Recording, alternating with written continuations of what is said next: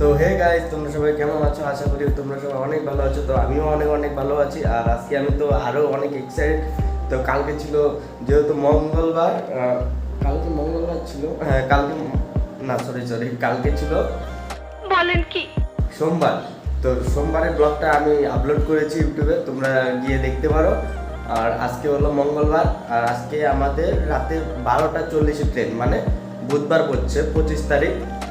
তো আমাদের একটা 4 চাকা গাড়ি বুক করা হয়ে গিয়েছে। 6টার দিকে গাড়ি আসবে, 6টার দিকে ওখান থেকে গাড়ি চড়ে চলে যাবো একদম আলফা, কি বলে ওটাকে, হাপা, সরি আলফা अभी मजा आएगा ना भिड़ो। না, হাপা হাপা স্টেশন চলে যাব। আর ওখান থেকে গাড়িতে চড়বো। আর এখনো আমি ব্যাগটি কিচ্ছু গুছিয়ে নি। সবাই কম বেশি মনে করে সব কিছু গুছিয়ে নিয়েছে, কিন্তু আমার এখনো কোনো কিছু হয়নি। তো জাস্ট খালি ওই যে কালকে জামা কাপড়গুলো ধুয়েছিলাম বাসে, এতটুকুই। আর আমি একটা জিনিস বুঝতে পারছি না, মানে এখানে রয়েছে হলো দুটো ব্যাগ। তো দুটো ব্যাগের মধ্যে এই ব্যাগটা বড় বেশি না এই ব্যাগটা বড়, আমি এই বুঝতে পারছি না। মানে আমার সবকটা যে কোনো একটা ব্যাগে ভরতে হবে। তো এখন চলো একটু মহিলাদের কাজ चलो भाई देखो अब मैं क्या करता हूँ। করি।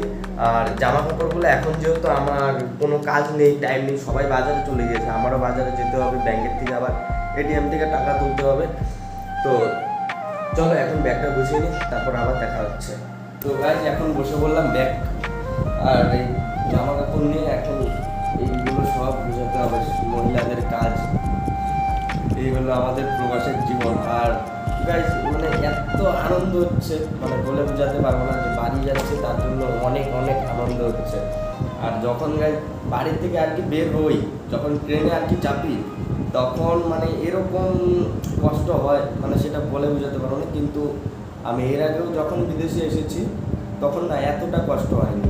কিন্তু যখন তোমার এইবার আসলাম, আর বিশেষ করে ভালোবাসার মানুষটার জন্য না আমার চোখে দিয়ে জল চলে এসেছিল, এত কষ্ট হয়েছিল। কিন্তু এখন যে অনুভূতিটা হচ্ছে, যে যাবো প্রিয় মানুষটাকে দেখবো, অন্য লেভেলের একটা মানে আনন্দ হচ্ছে। দেখো কত কাপড় চোপড়, আধা ঘন্টা লেগে যাবে আমার কাপড় চোপড় বাঁচতে হয়। ভিডিওটা কে কোথা থেকে দেখছো একটু কমেন্ট করে কিন্তু জানাবে, তাহলে আমারও ভালো লাগবে। আর ভিডিও বানানো আমারও একটু মানে ইন্টারেস্ট থাকবে, যে না আমার ভিডিও তোমরা দেখছো সেটা আমি বুঝতে পারবো। আর চ্যানেলটা প্লিজ সবাই সাবস্ক্রাইব করো, কারণ ভাইটাকে সাপোর্ট করো, যেহেতু এত কষ্ট করছি একটু সাপোর্ট করো জাস্ট তোমাদের ভালোবাসার জন্য। আর তোমাদের ভালোবাসা পেলে আমি আরও তার থেকে ভালো ভালো ব্লগ নিয়ে আসবো, যেহেতু বাড়ি যাচ্ছি এখন, ঘুরতে যাবো 2 দিন পর পর।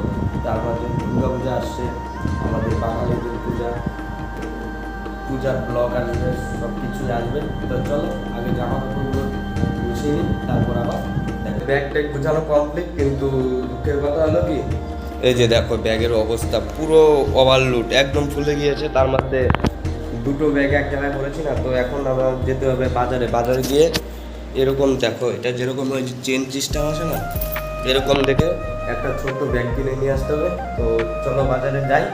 আর বাজারে যেহেতু ব্লগটা করছি না, তো তোমাদেরকে আবার রুমে এসে দেখাচ্ছি, কারণ আমার আরও জামা কাপড় আছে, ওগুলো নিতে হবে। তাও দেখো তার আগের দিন কতগুলো জামা কাপড় ফেলেছি, আর আজকেও মানে এগুলোও ফেলে দিচ্ছি।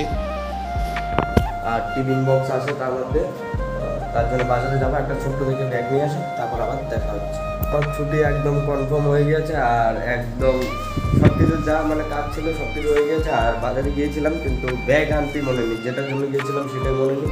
আর এখন শুধু এই টিফিন বক্সগুলো আর এই থালগুলো নেওয়ার জন্য একটা ব্যাগ লাগবে। আর গেট পাস সব কিছু জমা হয়ে গেছে, এখন আর আমি চাইলেও বাজারে যেতে পারবো না। তো এখন যাই, যেহেতু 12টা বাজে, আর আমরা এখান থেকে 3টা 3:30টার মধ্যে বের হয়ে যাবো। তো এখন যাই স্নান টান করে পরে আবার দেখা হচ্ছে একদম বেরোনোর সময়। গাইস এখন চলে আসলাম হাপা স্টেশন, ঠিক আছে। আর ব্লগটা কন্টিনিউ করতে পারিনি, কারণ এই যে দেখো বন্ধুরা, আমরা সবাই হাপা স্টেশনে ওভারব্রিজের উপরে আসলাম, কারণ এই ব্রিজটা যে আছে তোমার, এটা অনেক হাইট, এই যে দেখতে পাচ্ছ। আর রাতের বেলা এত ভালো করে দেখা যাচ্ছে না, তার জন্য জাস্ট এখান থেকে কোনো রকম দেখা যাচ্ছে, জাস্ট যতটুকু পারি তোমাদেরকে দেখিয়ে দিচ্ছি। এই যে দেখো এটা হলো হাপা স্টেশন, এদিকে লোকজন রয়েছে, ট্রেন ওইদিকে। আর মেনলি বড় কথা হলো কি, আমাদের ট্রেন হলো 12টা 40-এ আমাদের ট্রেন, ঠিক আছে। আর গাড়িতে ছোটো মোটো আর এত ভিড় ছিল, মানে আমাদের গাড়িতে মোট ছিলাম হলো 9 জন। 9 জনের মধ্যে মানে সবারই 2-3 করে ব্যাগ, যেহেতু সবাই 7-8 মাস পরে বাড়ি যাচ্ছে, একমাত্র আমি 4 মাস পরে বাড়ি যাচ্ছি, বলেন কি?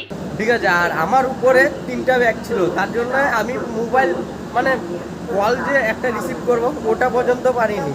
আর পকেটে ছিল চাপ খেয়ে, তার জন্য আর খুবই অসুবিধা হচ্ছিলো। আমার পেটের ব্যথা উঠে গিয়েছিলো ওই ব্যাগের ওয়েটে। তার মধ্যে তোমার এত খিদে পেয়েছে, মানে সকালবেলা খেয়েছিলাম আর কোনো কিছু খাইনি, এখন একটা বিস্কুট খেয়েছি জাস্ট এতটুকুই। আর আমরা 3টার দিকে বের হয়েছিলাম রুম থেকে, 3টার দিকে বের হয়ে তোমার কাগজপাতি সব কিছু বানাতে মানে মোটামুটি 5:30 বেজে গিয়েছে। তারপর 6টায় গাড়ি চাপলাম, চেপে আবার 7:30টার দিকে নামলাম। তো এখন মোটামুটি 7:45 এরকম বাজে। তো এখন ব্লগটা স্টার্ট করছি। তো যেহেতু ট্রেনে উঠছি, ঠিক আছে, তো একদম ট্রেনে উঠে আবার ব্লগটা কন্টিনিউ করছি। তো চলো টাটা। গাইস এখন চলে আসলাম লিফটে, আর লিফট দিয়ে এখন যাচ্ছি নিচে। এই যে দেখো, এটা বন্ধ করে না লাগে দাও এক নাম্বার না। তো দেখছো full enjoy guys, full enjoy. একদম কেমন লাগছে বলো কমেন্টে। আমাদের ট্রেন যেহেতু এখানে দাঁড়িয়ে আছে, কিন্তু দুঃখের বিষয় কি বলতো, এই যে দেখো ট্রেন পুরো অন্ধকার। এই যে দেখো কোনো কিচ্ছু নেই, পুরো অন্ধকার। কিন্তু আমার ভয় করছে কিসের, মানে আমার S14-তে আমার সিট পড়েছে, ঠিক আছে।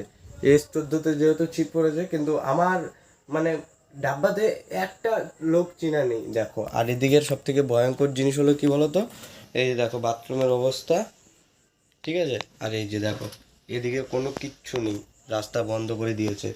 এই হলো ট্রেনের অবস্থা। কিন্তু ট্রেনটা দেখে আমার একদমই পছন্দ হচ্ছে না। আর প্লাস এত বড় ট্রেনের ডাব্বাটা একটা লোক নেই, জাস্ট আমি একা। তার জন্য দেখো পুরো আমার ভয় করছে। যাই হোক, তার জন্য আমি ভিতরে যাবো না। আর এই যে দেখো এখানে বসে আছে, তার জন্য আমার ব্যাগ এখানে পড়ে আছে আর আমি এখানে বসে আছি। জাস্ট এখন ট্রেনে উঠলাম, জাস্ট তোমাদেরকে ভিডিওটা দেখানোর জন্য। দেখো কি অবস্থা। তো চলো টাটা, আজকে ভিডিওটা এখানেই শেষ করছি। ভালো লাগলে like comment share and subscribe করো। আবার দেখা হচ্ছে নেক্সট একটা ব্লগে।